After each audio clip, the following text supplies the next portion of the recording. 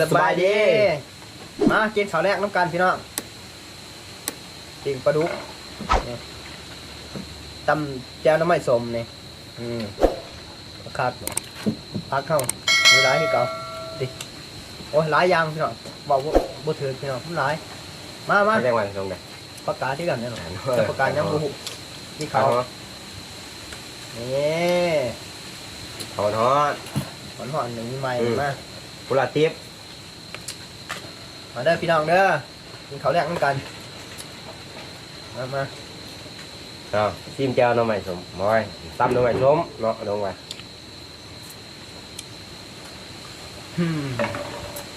ใส่ขี้ตัวไรบ้างทำยังไงให้เกาพี่น้อง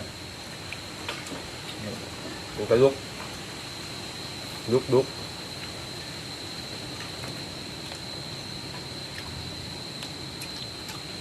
เส้นมา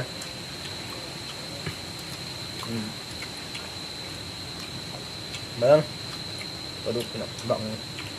พี่เองพี่น้องครับ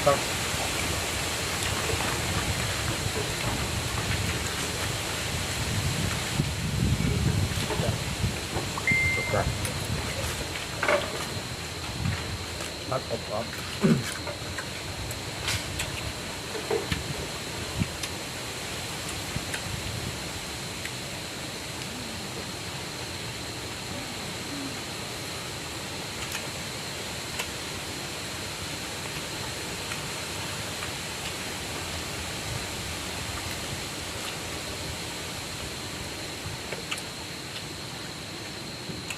มันมีกระดูกหนึ่ง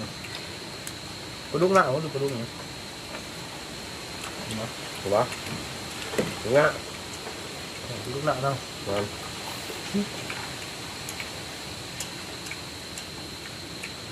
ถูกงะเหรอครับเลย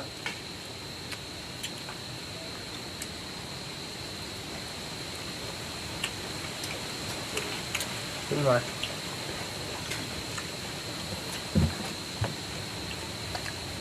ปิดกระดูกหน้าครับยังไม่สมครับวัฒนธรรมพี่น้องต้องเสีย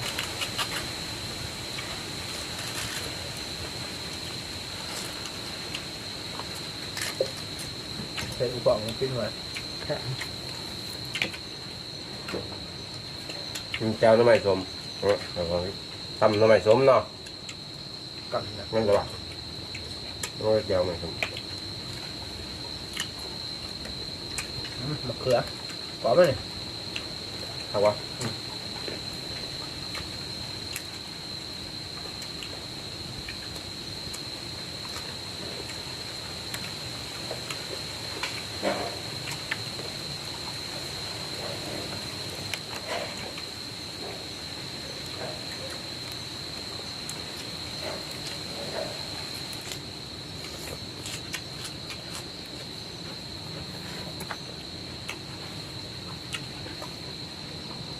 มันกันหนาหนาวเนี่ยย่ำหนาวพี่น้องก็กินอยู่เที่ยงหน้าครับคนนี้พี่น้องเที่ยงหน้าหน่อยก็หนองเก้า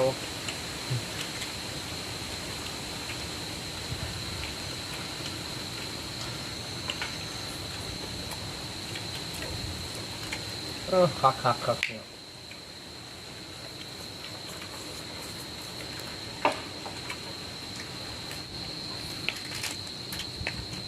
คักอันนี้คักได้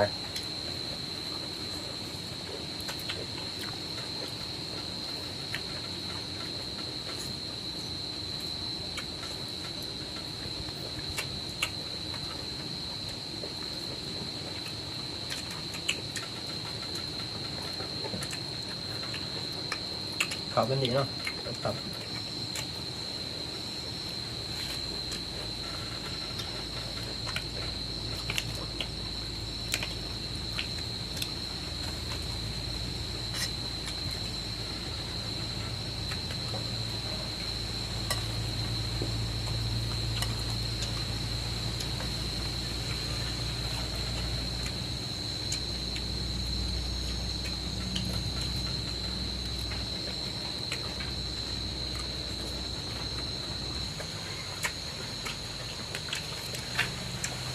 มีเสียงรบกวน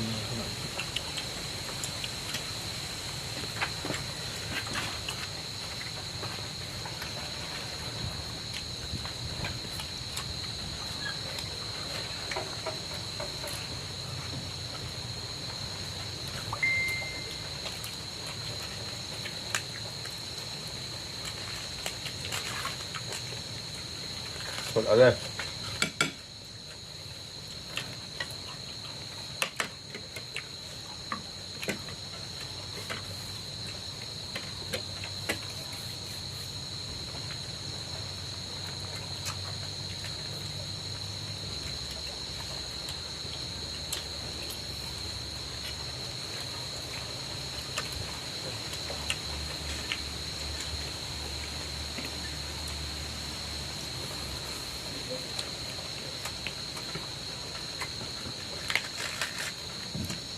ออกเวลาคือเก่าแล้วพี่น้อง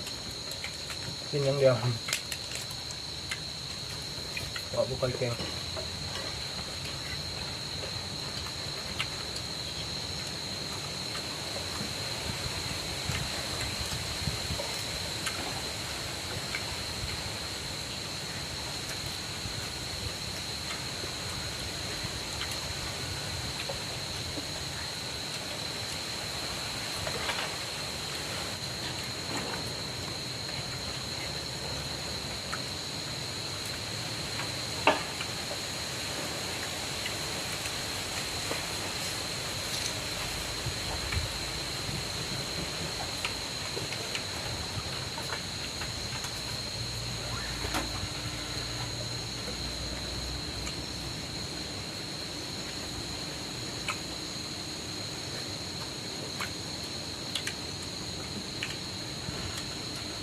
เครือครับ ปึ๊กเนาะคือเปล่า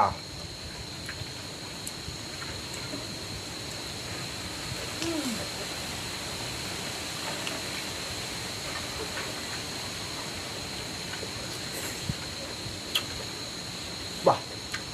ครับครับ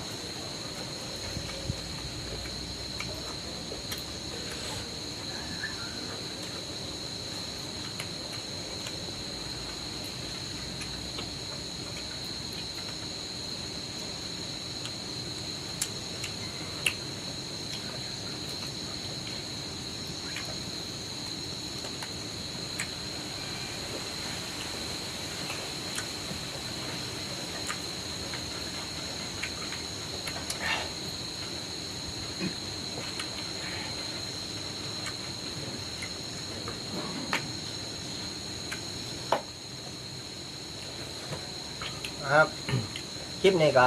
สิมีเพียงเท่านี้แล้วพี่น้องคันบดแจกมันผ่ามันบดแจกก็ขอโทษขออภัยน้ำพี่น้องหลายพี่น้องเพราะว่าใส่เป็นมือถือหรือโทรศัพท์พี่น้องอัดเอาแต่อย่าลืมฝากกดไลค์กดแชร์กดติดตามกดกระดิ่งเพื่อเป็นกำลังใจให้เฮ็ดคลิปใหม่ๆด้วยพี่น้องเด้อขอบใจ